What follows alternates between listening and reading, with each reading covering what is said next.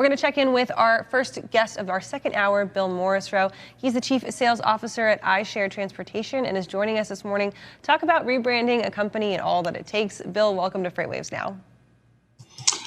Well, good morning. It's great to be with you, and thank you for helping us launch our new brand, iShared Transportation. We launched last week, and Freightwaves has been a terrific conduit to help us reach our target audience. Well, Bill, tell us how it's going so far. What have the steps that you guys have taken? What still is left to do? Our team and our customers are super pumped about the first week. The new brand defines our tech-enabled shared truckload signature service and really brings a scalable option to the market, filling that space between LTL and FTL.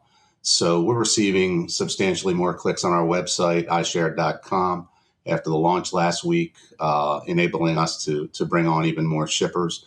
Our social media sites have seen significantly more traffic as shippers seek better capacity options in that space between LTL and FTL, and what remains a very tight market for both of those modes. So with the first week launch, all systems go, and we're looking forward to great things for the rest of the year and into the future. Bill, can you tell me a little bit about the structural change in the company, if there was one? Were you prior to becoming iShared Transportation, when you were running as Smith Transportation, was Shared Truckload your focus? It absolutely was. Smith isn't a new company. It's just rebranding. We've been around for 50 plus years. We've handled millions of shipments in the shared truckload space, but we never really had the pulpit that Freightwaves brings us and the technology that we've invested in this year to really scale it up. So not a new company, but absolutely a new brand. And that background gives us a lot of expertise in the industry that really supports the technology that we've invested in. Bill, you mentioned that you guys are kind of the bridge between that LTL and the FTL sectors here for us in transportation. But talk to us about why that hole exists in the first place. Why is there that need to connect the two?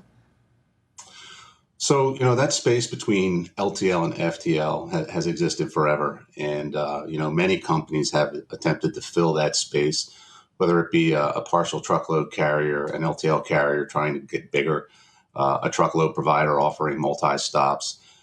Many attempts have been made, mostly in regional lanes, but nobody's really mastered it on a nationwide level, who has both the physical footprint to do it, as we do with trucks and terminals, and also the technical footprint, as we do now with our investment in AI, to grow the space and fill the need. So that brings large scale capacity to the market. LTL providers, they typically don't want larger pallet size shipments, and that creates part of the hole. They cap shipments at 8 to 10 pallets, sometimes smaller. FTL providers, on the other end, are too expensive to ship a 10 pallet order with. So Shared Truckload thrives on that space between LTL and FTL, and we call it STL for Shared Truckload. We digitally match larger shipments in similar lanes from 3 to 4 shippers for a more efficient door-to-door transportation in that space between. Bill, talk to us about the idea behind iShared. I really like it because it sounds kind of snappy and technologically savvy, and it makes you look at it, right? It makes you say, iShared, okay, that sounds like my iPhone, like my iMessage. What was the thinking behind this? And then how do you think that it will continue to drive traffic to you guys? Smith is a very generic name, well known in the industry, but there's 50 Smiths out there. And when we went the tech route over the past year, we banged our heads for a long time to figure out what's the best branding. And the tech really enabled the I, and the shared is really the basis for sharing truckloads. We're arbitraging a high cost, high rule set LTL market with giving LTL shippers with large pallet counts access to truckload rates. And anybody in the industry, can kind of think about that and say, wow, why hasn't this happened before? Well, it has, but no one's really done it on the scale that we're doing it. And no one's really done it with an asset base plus a tech base. And that's what really excites us about it. Yeah, Bill, I agree. I'm trying to think of ones that are in this space that actually own assets. I think of Flock Freight. I don't think they own any assets right now. They're only a tech intermediary. So let's come back to the assets here in a moment. But I do want to talk about the actual technology that you have been investing in over the past year or previous years. You mentioned AI. We hear this term thrown around a lot for whether it's being used well or not. So talk to me about the technology. What are you guys doing differently that hasn't been done in the market before? So really the tech is the key to the entire rebranding. We've been performing that shared truckload service for customers for decades, as I mentioned, and we've handled, literally millions of shipments. But to take us next level, we've installed technologies, specifically HubTech, HubTran, Project 44, Revenova, and the Salesforce platform. And what all that does behind the scenes, it improves everything from data flow and input to load matching to automating processes all over the system.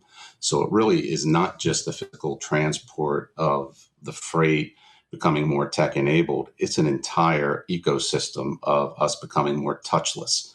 And the tech stack enables us to rally around our tagline, which is share more and spend less. So if you think about that in the world of Uber, in the world of Airbnb, other industries have taken this step, but no one's really done it in our space. And as we experience efficiency gains in that shared truckload model, we share those with our customers who will themselves experience a new capacity option and allow them to ship smarter by sharing the ride. And that's what iShared is all about. Bill, we had a really great conversation on yesterday's Freightwaves Now with Peter Rentschler from the CEO of Carrier Direct. He was talking about legacy tech and how holding on to your old systems and being hesitant to find new ones can really be holding your company back. You mentioned the history behind Smith Transportation, now iShared. Did you guys have any trouble when it came to implementing this new tech stack, or was it really just like, we're going to pull in this tech stack, that's our jumping off point, let's do it? Well, I'll tell you, it's not just that you have to do it to be viable in this market today and in the future, but it's how you do it. And we've installed 4 platforms this year, and you've got to be very deliberate about how you go about it. You've got to get buy-in from your teams and from the users, and you've got to get a cultural change and embracement of what we're going to do in the future to become a better company for our customers and a better place to work. Legacy TMS systems, for example, pretty high labor, a lot of people involved to run them. And as we automate some of those processes, it really does help our dispatchers and our planners to have more time in their day to do other things, or to take those folks and make them more revenue producing employees and help drive the customer further, or the company further. So for all of those reasons, I appreciate your comment on that legacy situation, because it's kind of do it or die, in my opinion. And I would just be careful about how you do it, getting full engagement from your teams, and being very diligent about timelines, training, and trust but verify before you take next steps.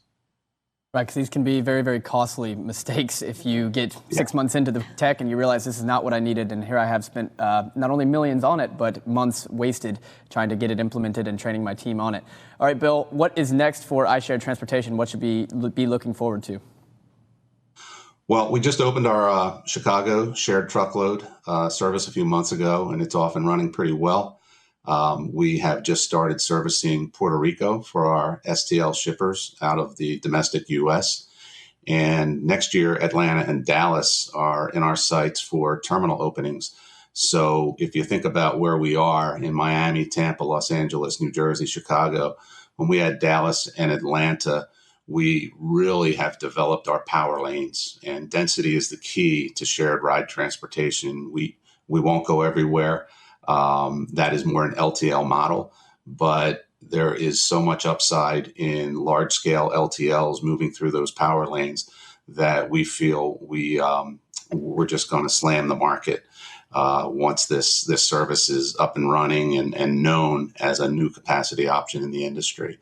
So I'd keep an eye on iShared.com and my LinkedIn pages for updates as we make this service available to more and more markets and to customers.